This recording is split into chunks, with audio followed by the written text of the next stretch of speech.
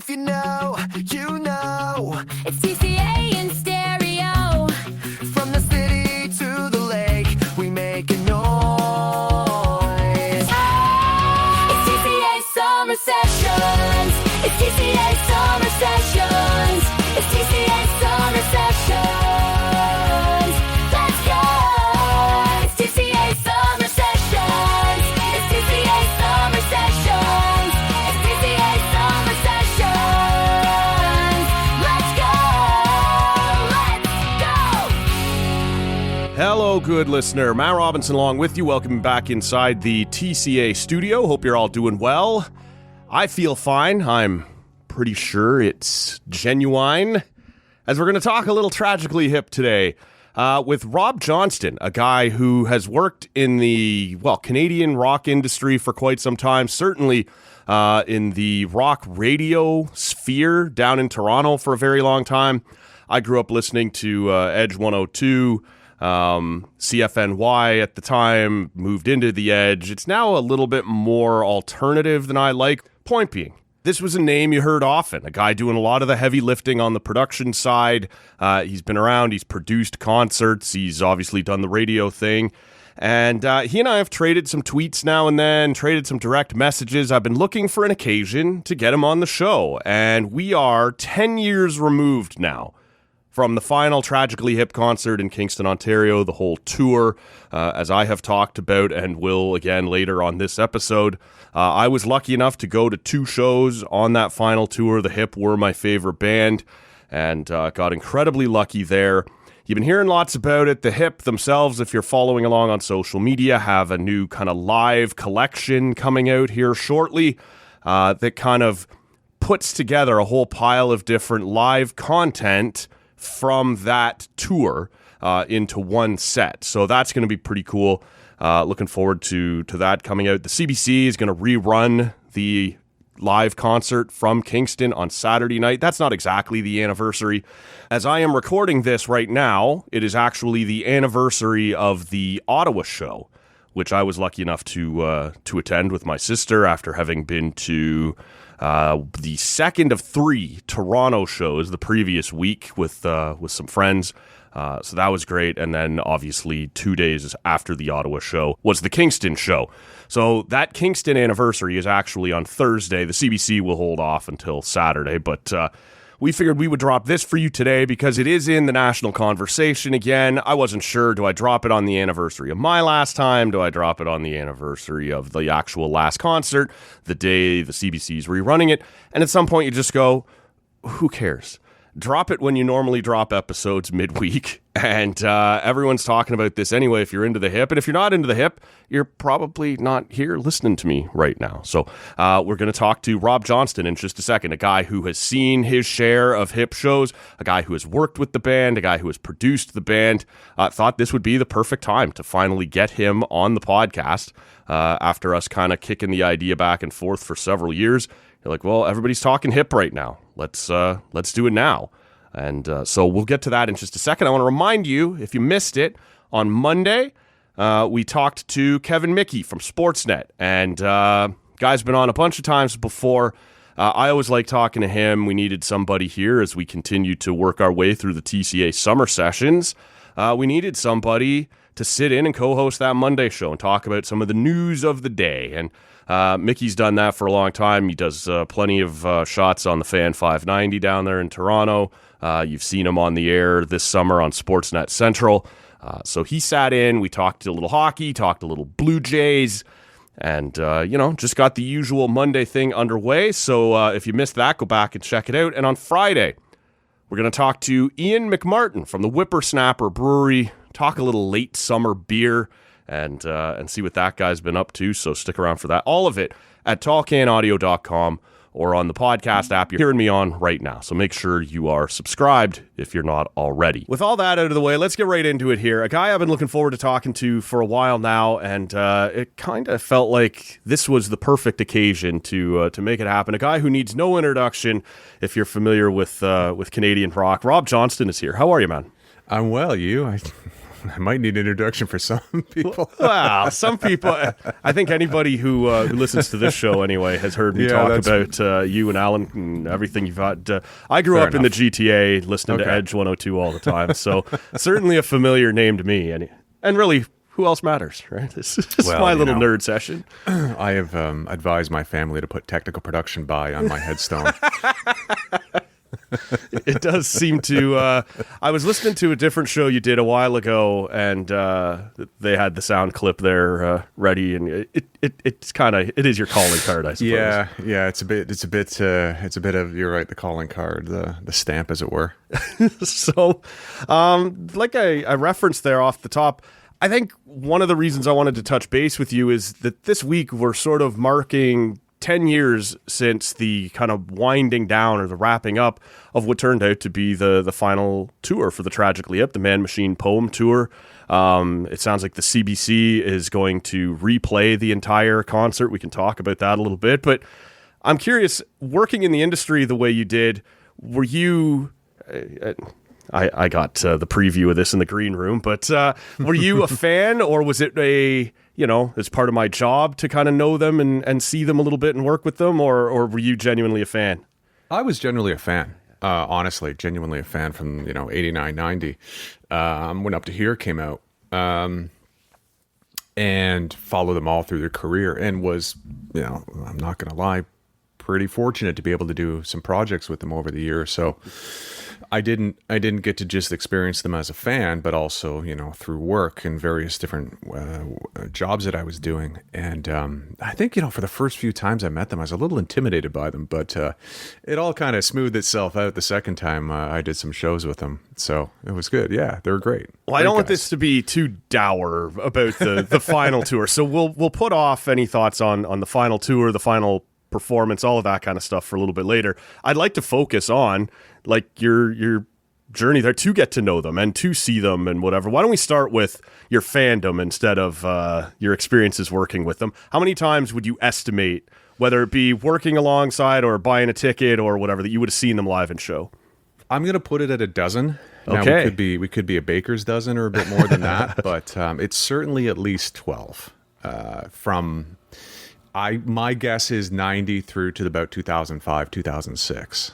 See, that's so funny because I didn't see them for the first time until 2003.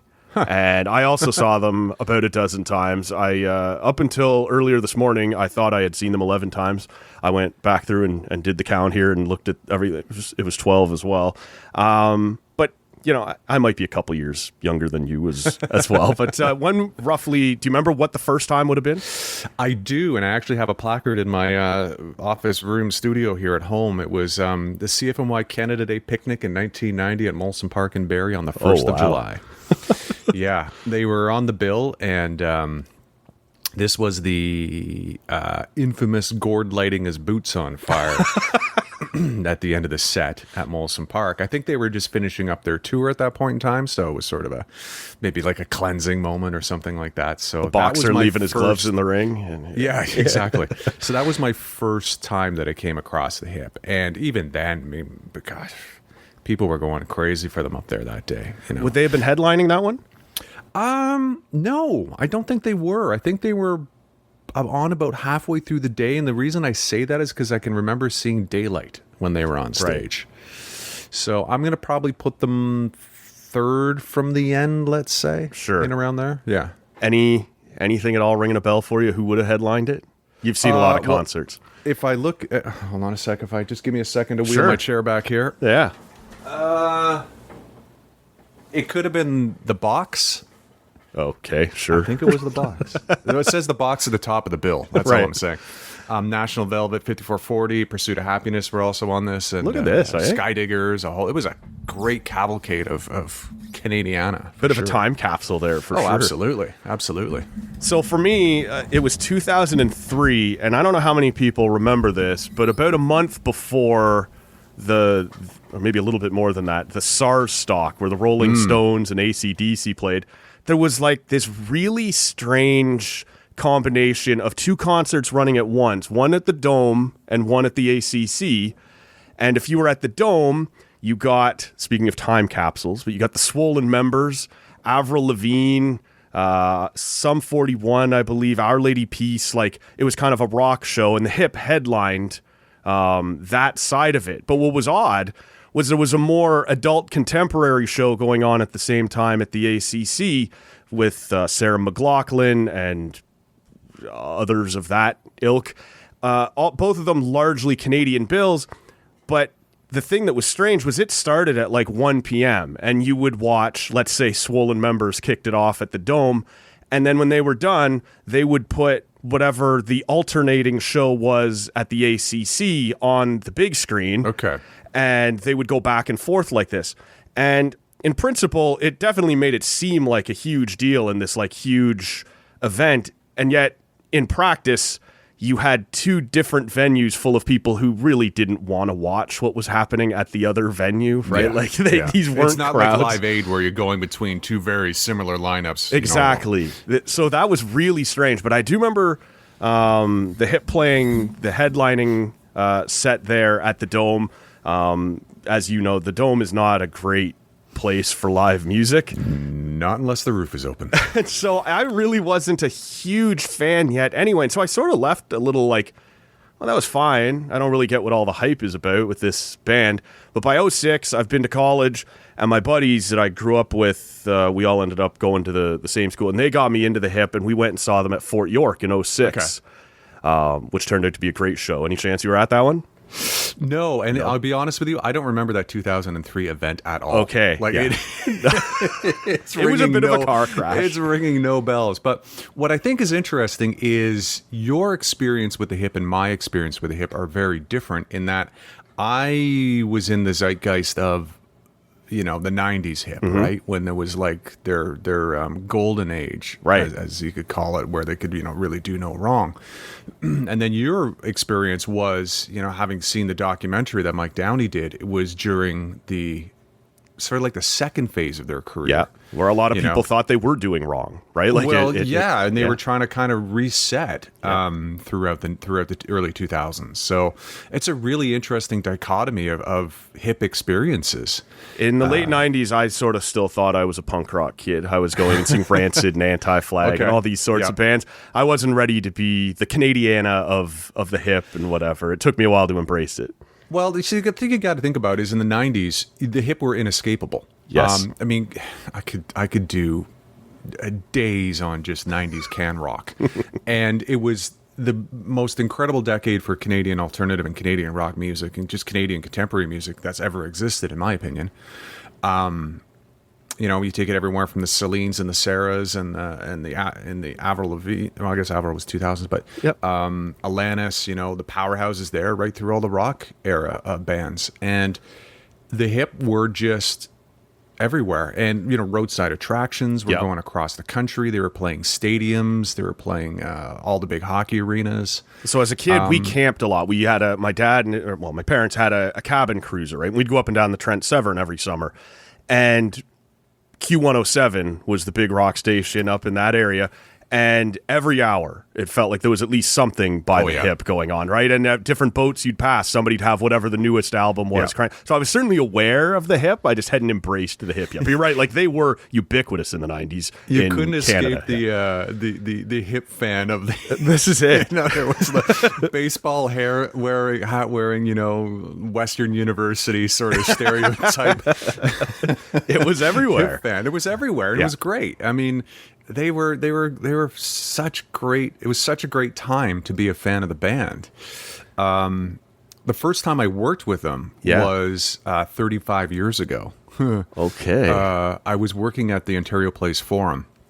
I was a stage Oh, wow. PA for the summer.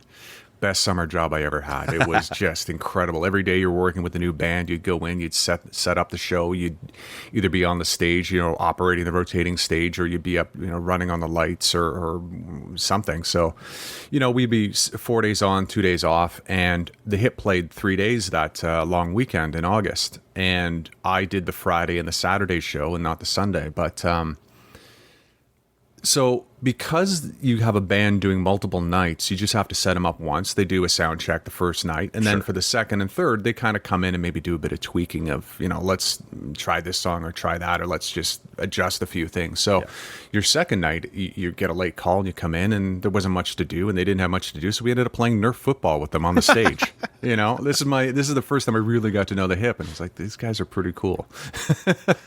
That is wild. And I guess, like, to them, when you tour so much, there would be a monotony to it that you would have to break up with little games like that, right? Absolutely. And that's when I really discovered, these are, it was, the great thing about that summer is I really got to understand bands and the way they think. And as you say, breaking up monotony of being on the road. So it became easier to talk to bands because you didn't talk about music. You talked about life. You talked about maybe being on the road or a place you were, or a place you're going to, or things like that. Or they like, hey, who's come through town? What were their shows like?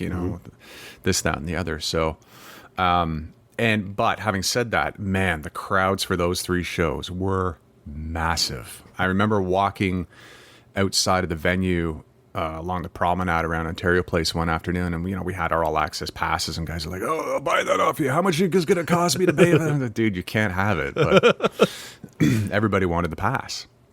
What were they like as a group? Like, not necessarily how each of them would interact with you, but like, did they always seem pretty at ease with each other? Like, at that point, I guess you would be kind of a brotherhood, but just to kind of observe them.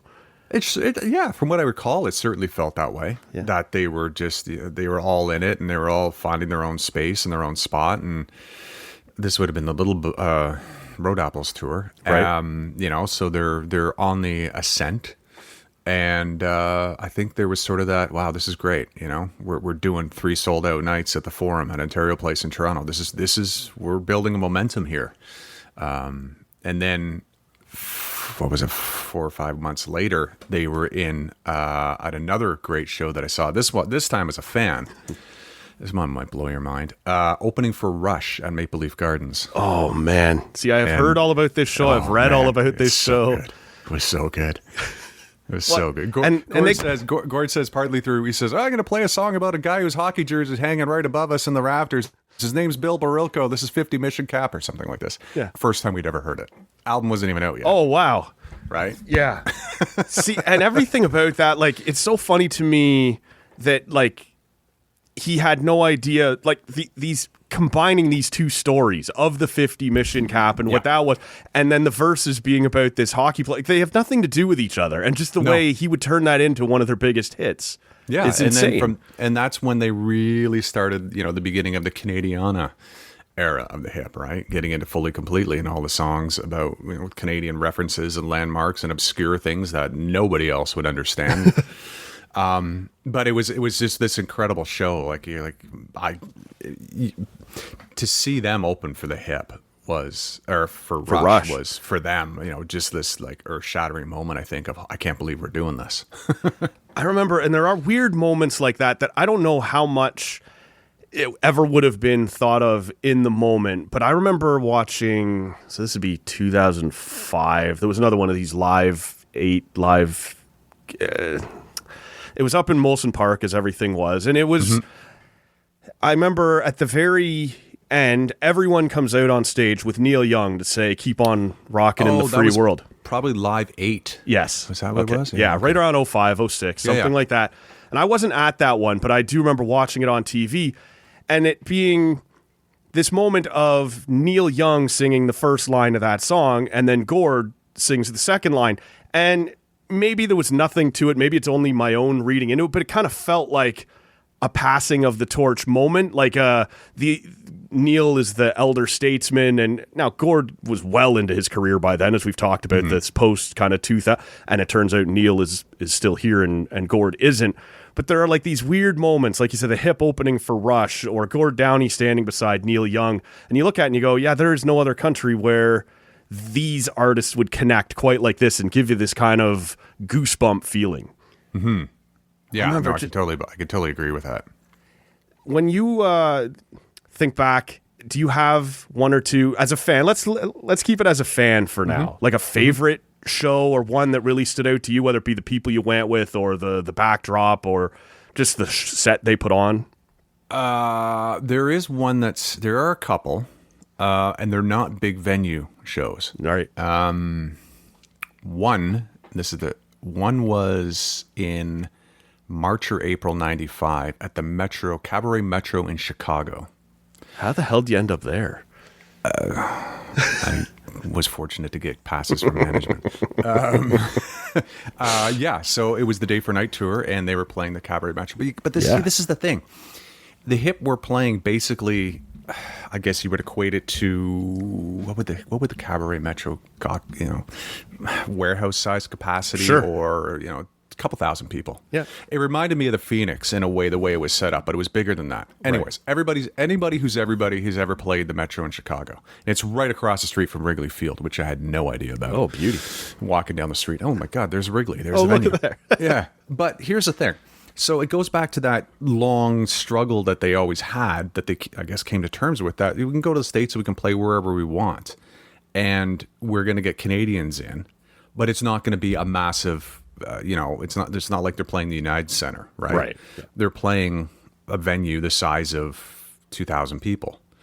But the passion of the fans was huge, because you got all the expats coming out to go to the show and a few coming in from out of town. And it was just this great set, great energy in the room, and it was neat seeing them not in Canada, especially at that point in time. Sure.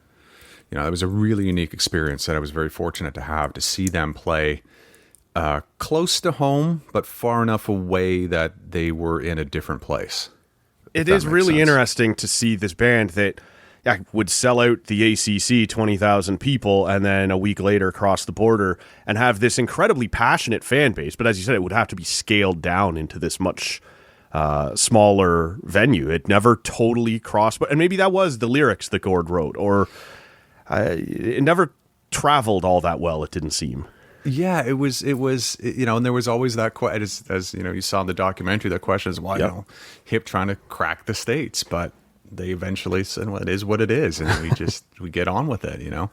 I mean, there haven't been that many Canadian bands that have truly cracked the States, if we're honest. It's true. No, it's true. You got to be Nickelback or Rush, I suppose. Our Lady Peace has done well. Yeah. But a lot of them are more of a solo artist type perspective, right? Sure, and Sarah, Avril, Alanis, Celine. Avril, Celine, Neil Young. Yeah. Well, I mean, he had, when he was with Crosby, Stills, Nash, that helped too. But sure. Point is, bands traditionally haven't had the success in the U.S. Well, let me trade you a small venue for your small venue. I got to see them in 2011. As we've talked about here, there's going to be a bit of a generational gap. But this was about a week before the big show in Bob Cajun that they ended up doing.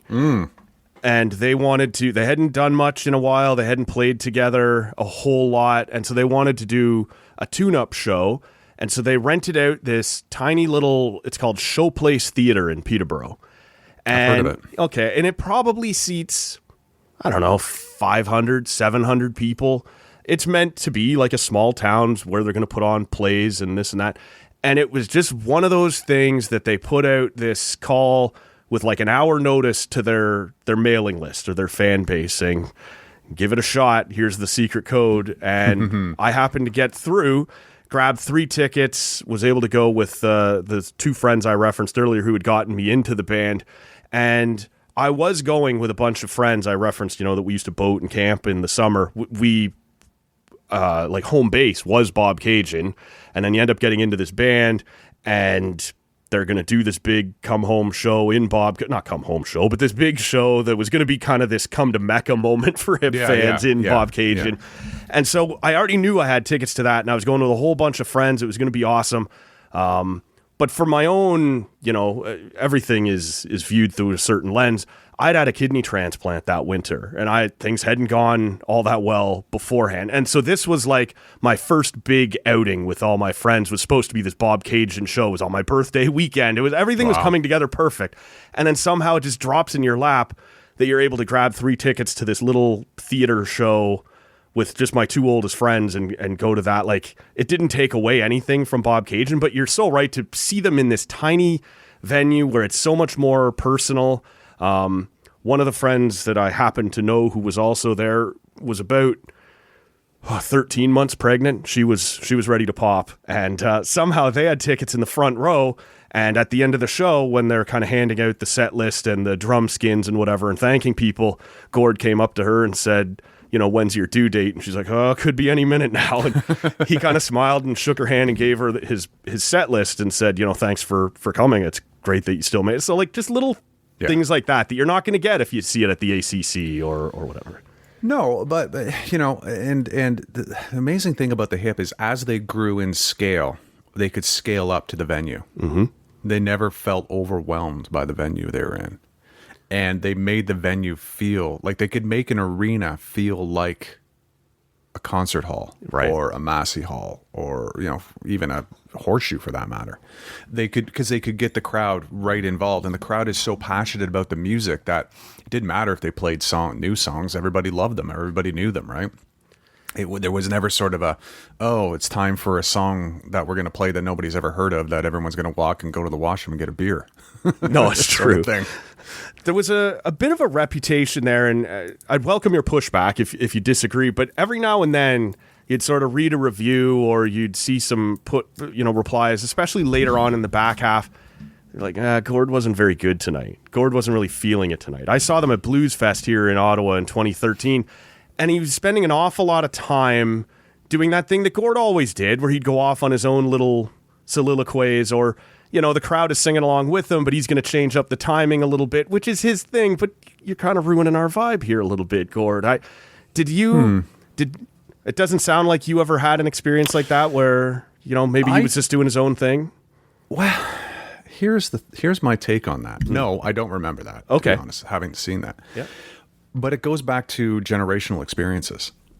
It's true. We, as fans from the beginning, that was Gord. That was all we ever knew about Gord. That's what he did. He always did those, killer whale tank, and he would go off on these tangents, and he would weave and duck and weave and come back in, and the band would be there playing the music in the background, and they just tighten it back up and, land the plane for the song.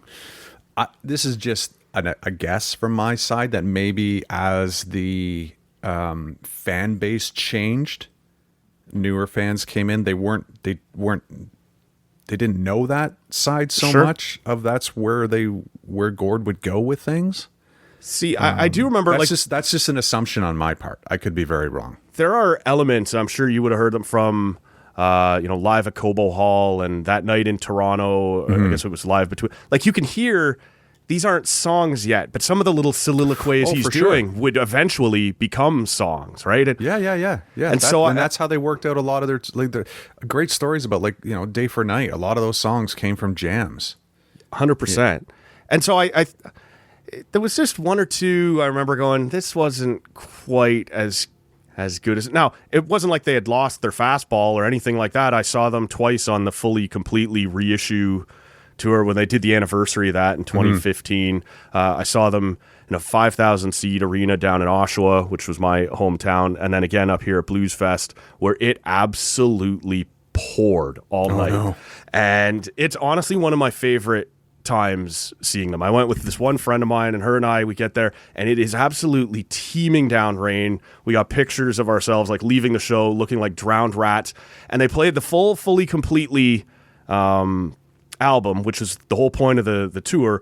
And afterwards it was nothing but hit after hit after hit after hit. They didn't try and slide in anything cute, nothing. And again, maybe it always said all of that on the set list, but there was a few of us I remember talking on the walking out of the fairgrounds here and going, that really felt like, hey, we know it's brutal out there. We're glad you're sticking around. Here's everything you want to hear tonight. We're just going to give you all the good stuff tonight. We're giving you all the hits. Yeah. But it's amazing when you can reach that point in your career where you've got such a deep catalog. You can go, we're going to pull out 20 songs and everyone's going to be a banger and everyone's going to know the lyrics to it. And, everyone's going to be happy. And that's totally a thing I would think the Hip would do for people for sure.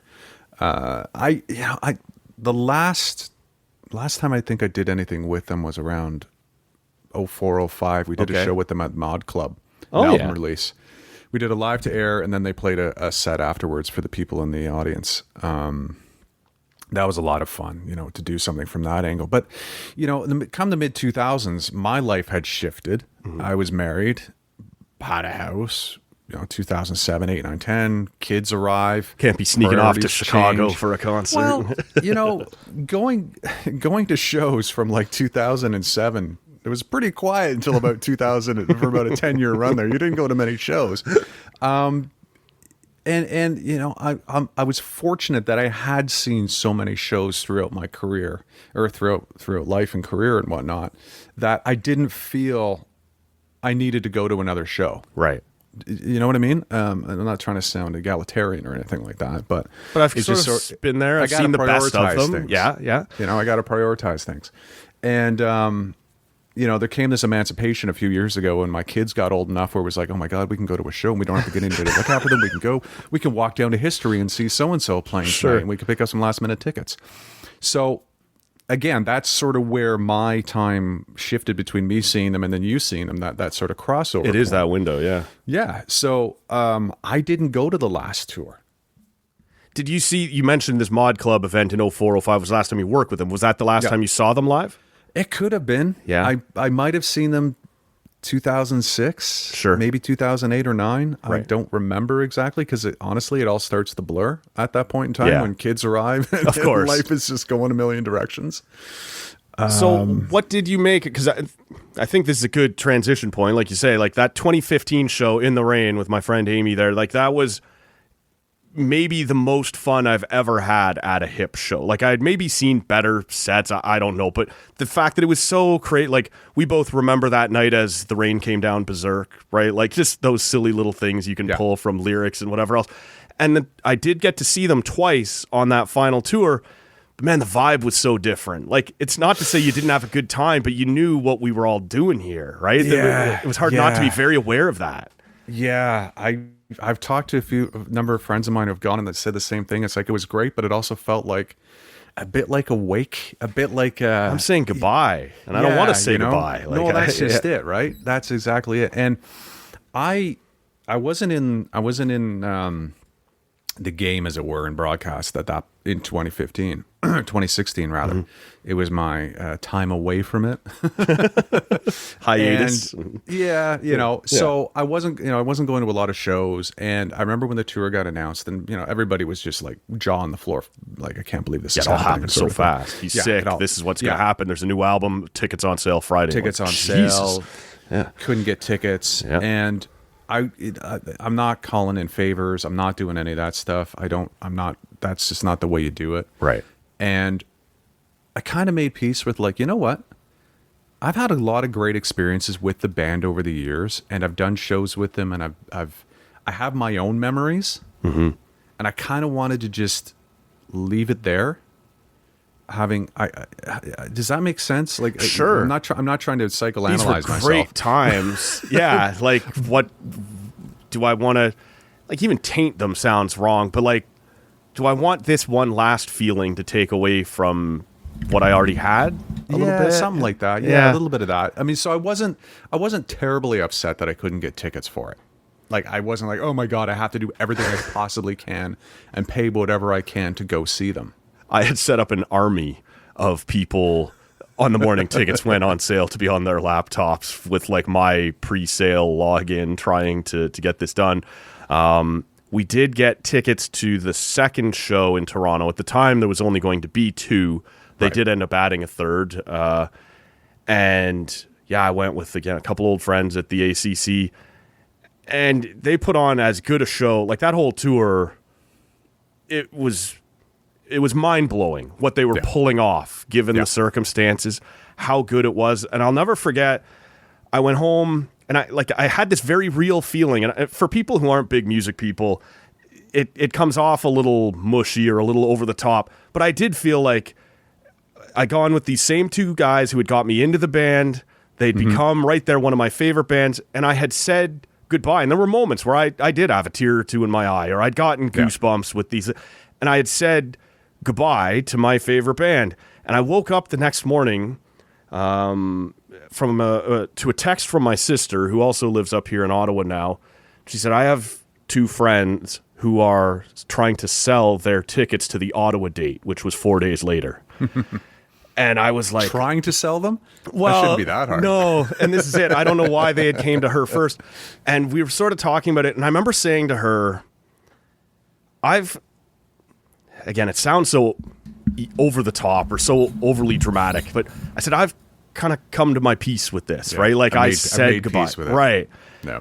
And I said, so if this is you doing, because I should also say this was second row on the floor. They were looking for $1,200, and that was helping me say I had made my peace. Yeah. Well, I could get a flight somewhere. Right. Or, But I said, if this is as much for you, like if you're doing this for me, it's your friend, you know I love them and whatever, and we'll go. We don't have to do that. I said, if you want to go, because she hadn't been able to go to the Toronto one, I said, I absolutely will go with you. But I said, probably not for that price. And so we sort of said, spend the rest of the week to her friend trying to get your $1,200. If you can't, here's our offer. Come back to us at the last minute, and you've at least got this in your back pocket. And by noon that day, her friend had texted her back, like, we don't really feel like trying to deal with that. We'll just take what you're offering and whatever. So I ended up going again 4 nights later, second row on the floor with my sister there. And the Ottawa show was every bit as good. And Gord, I can't imagine his memory and whatever what he was dealing with. But he talked about, because they were from Kingston, all the times they used to come up to Ottawa, and it being one of the places where it was a shit show, that women weren't welcome, but wouldn't show up because the guys were so rowdy, and the crowds that they were playing to in those early days, that it was so nice to come back to Ottawa in these more later years and see it as a more family appropriate show, or whatever you'd want to call it. But that was such a strange moment to get up the next morning and go, well, that's it. I've seen my favorite band for the last time, and then open my phone like, oh, maybe we're doing this again. Maybe we're doing this again, yeah. And I'm on the floor, and I'm a couple of rows away. This is it. Yeah. Go ahead, sorry. I've seen a few bands on their last ever shows in Toronto or whatnot. And yeah, I mean, it's not the hip or anything, knowing that they're never coming back for the reasons that are going on. But, I've been to shows where they're like, no, this is it. This is the last time we're touring. And yeah, you're kind of like, okay, I'm happy I went. Yep. And I'm okay to walk away from this right now. I also so rarely believe bands when they say this is the last time they're coming. Yeah, but. it is. It is. I remember thinking in 2015, 2016, I'm like, 3 epic, legendary Canadian bands are no longer going to be touring. Spirit of the West, the Tragically Hip, and Rush. Yeah. Rush obviously have come back. Hip, there's just no way they can. No. Spirit of the West, same thing, because there are times we know where they try, you bring in a new vocalist. Sometimes it works, AC/DC. A lot of times it doesn't, and bands know when it'll work and when it won't. Bobby Baker's not waking up one day going, you know what? No, they did try. They did do that one show. I remember it was like a saying goodbye. I can't remember to which concert venue it was in Toronto. And they said one song, and they let Feist lead the band. That was the Junos at Massey Hall with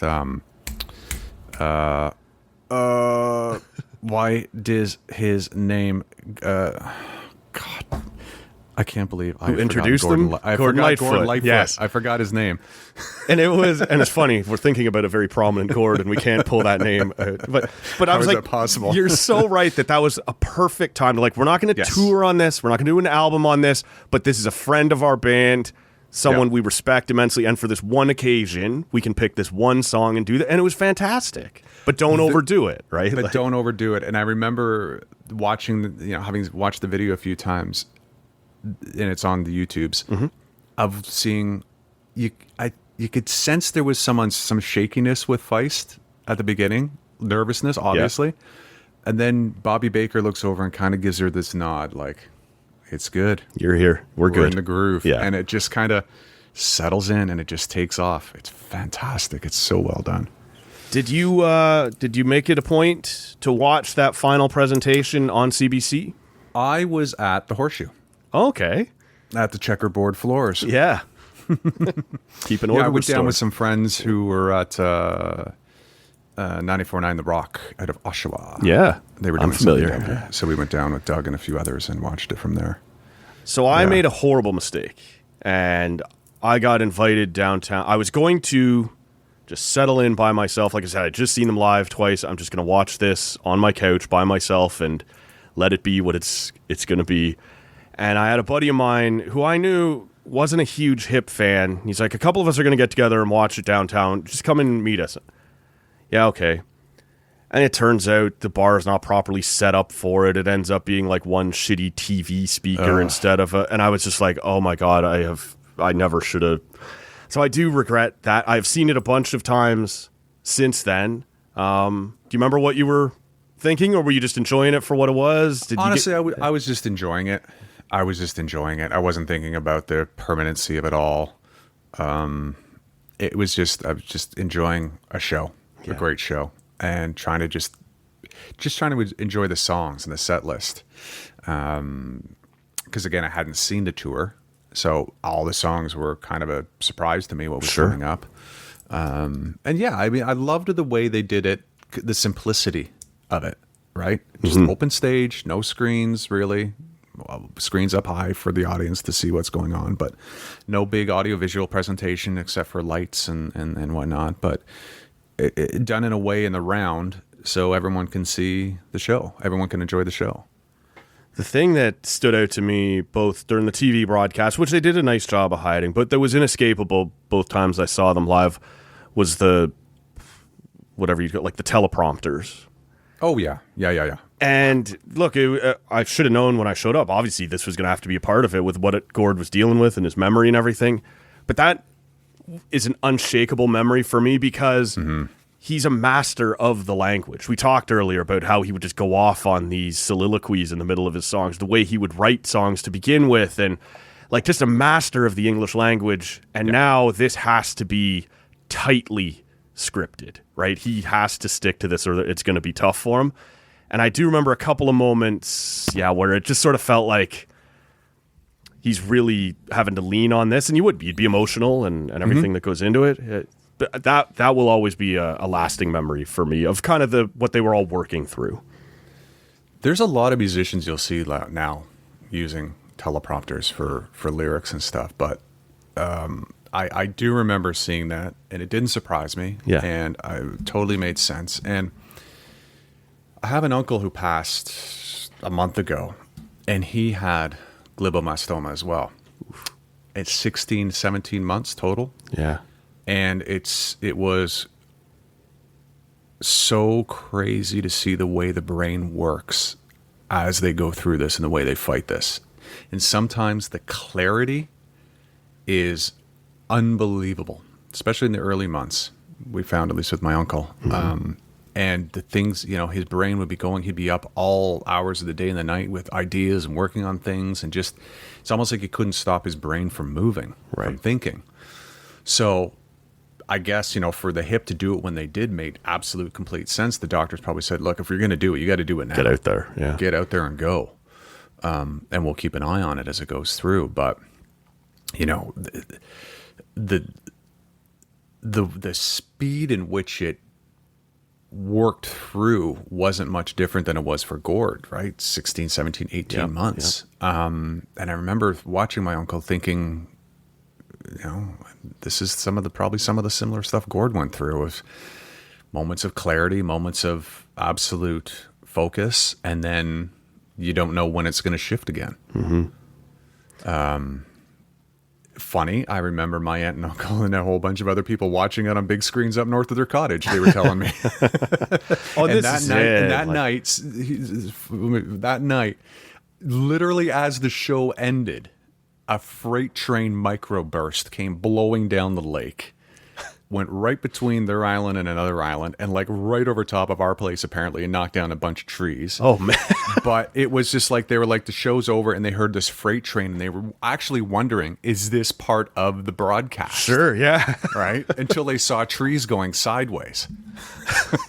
Oh, this is real. Yeah. No. Yeah. This is real. Yeah. No, that's wild. Yeah.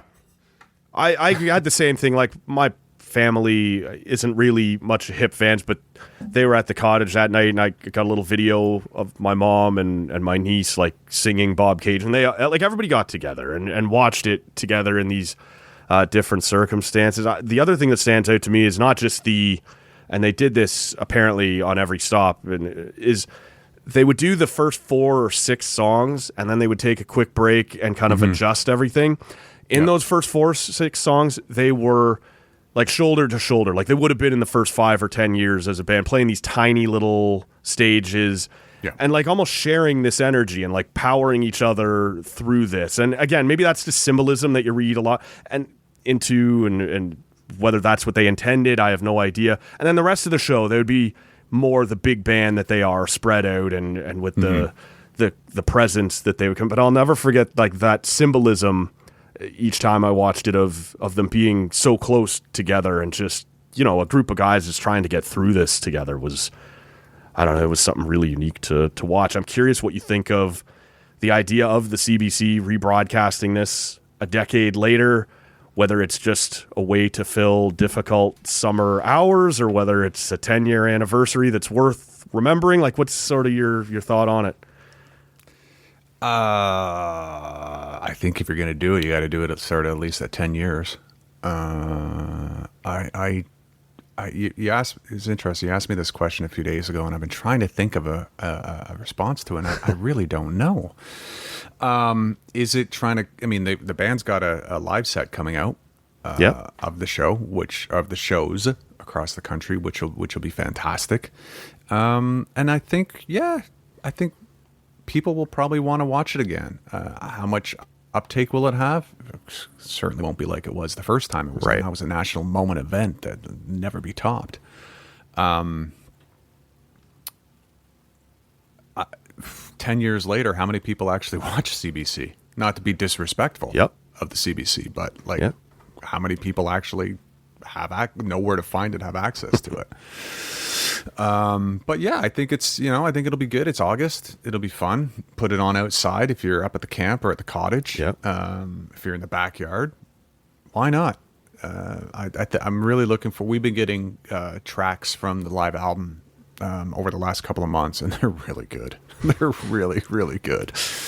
And I think it'll be a fantastic memento and keepsake, because live, the Hip were 999 times out of 1,000 brilliant. I agree.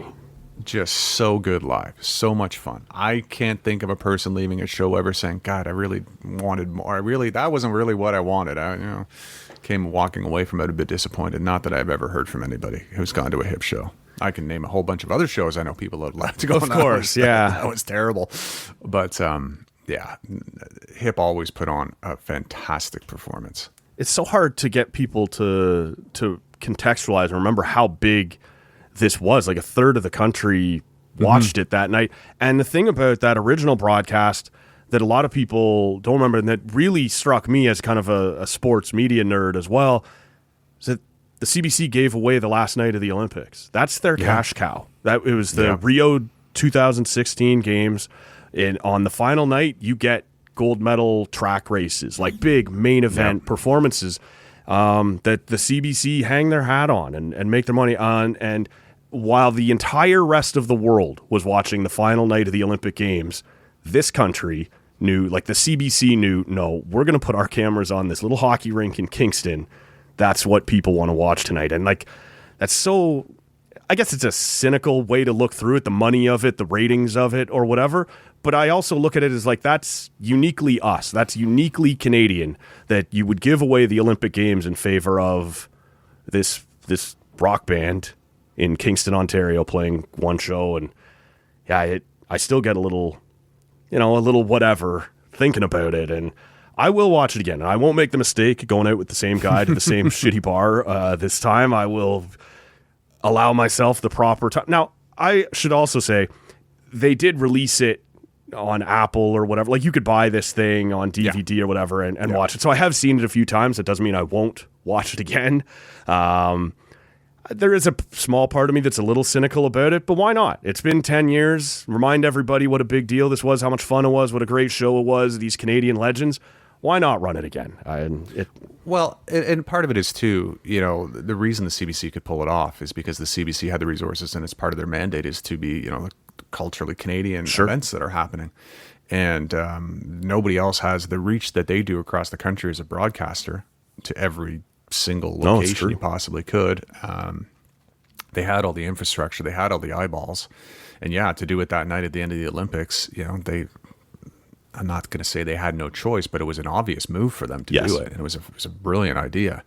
And I guess they have the rights to it, so why not run it again? And why not? And I know they're doing, they're doing a lot to go with it. Tom Power's doing interviews with the band. They're talking a lot about the live album coming out. There's a whole package of content that's coming, and not just we're just gonna 7:30 on Saturday night. Throw it on out of nowhere. Throw it on again. Yeah. Like a movie rerun or something. Yeah, exactly. Yeah. Will I be watching it? Unfortunately, no. Okay. I will be on the way to the airport at Right. 7:30 on Saturday night. So I won't, unfortunately, be able to partake in it part 2, but I was very content with where I watched it the first time. So we get the flip side. You can make up for I need the do-over. And do-over. yeah. No, it's great. I do love it. You're right to point out. And there was just something so unique about Ron MacLean. I remember when they threw to it on that Saturday night in 2016. Ron MacLean is standing on a beach in Rio de Janeiro with some Canadian athletes who are finished with their games and maybe are partaking a little and having a good time, and he's throwing it to Kingston, Ontario. That is a uniquely CBC Canadian type of moment. And There really is no other city in the country that's more Canadian when it comes to that than Kingston. It's true. Right? The cynical is going to go, Ottawa, Montreal, Toronto, Vancouver. No, Kingston's like the perfect place. But I will say this, having done a number of live events myself in the broadcast side, I can't even comprehend the stress that the production crew was probably under that night. Like, it just would have been the weight of the country. The country is literally watching right now. on your shoulders. Don't Have your F up. shot right, have your levels right, have your How many- whatever. Yeah. You Do don't we want to be have the a guy who backup to the ruins, backup of a backup of a right, backup? How many who backups ruins do we have? Gord's last show, right? Yeah, Like, yeah. Insane. Don't are there 5 different cordless mics for Gord because we don't want the no, seriously, like I'm with you. I can't even imagine the redundancy. the redundancy and the thinking that went into it. Just if A happens, this is what we have to do. And that was funny because that thought was going through my mind. I remember as I'm watching the show, I'm watching it from a production sort of standpoint, going, okay, how did they do this? How did they do this? What would I have done? How what would I have done? yeah. Or they nailed that. They nailed that. But yeah, being in the truck that night would have been sweating. There are just certain nights, certain events where you cannot make a mistake, and everybody Gold Cup pulled it medal off. in Vancouver 2010. Yeah, all of those sorts of moments. That's the level this thing sits on, and the whole country's watching. So don't mess it up. So Don't mess it up. Rob Johnston, I appreciate you making time for me today, man. I know it was a it's little, great. I'm not able to give people a clear roadmap when I invite them on. I just want to have a conversation and pick people's brains, and certainly knew you would have a take on the band. So thank you so much for making the time for me. Thanks for having me on. I hope I was able to give you some good insight into the years past. And anytime you get other topics, let me know. All right, that was a lot of fun. Enjoyed that conversation. A guy who, it was interesting to hear all of his experiences with the Hip kind of wrapped up by the time I was really getting into the band. There's obviously a bit of an age difference between us, but also just the eras of the band. I certainly understand, despite not seeing them until later on, the bigger albums were all early. But by the time I got in, you could still go and enjoy a concert. They were putting on great shows. They were tight as a band by then. They were playing the old hits anyway. So an interesting perspective to talk to, because we don't overlap a whole lot in terms of our timelines as to when we were at the peak of our Tragically Hip fandom. So appreciate Rob making the time for that.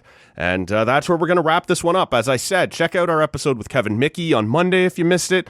Ian McMartin from the Whippersnapper Brewery will be on the podcast on Friday. Stick around for that. Tons more still to come throughout the rest of the summer. We're going to touch base with hockey historian Mike Comito. We're going to talk to the voice of the Sens, Dean Brown. TSN 1200's Kenny Walls is still going to be on the podcast. Nick Ashbourne coming up. All kinds of stuff still dead ahead here on the show. So stick with us. We are not going to dwindle in these late dog days of summer.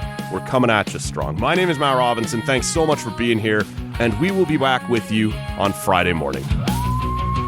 CCA Summer Session.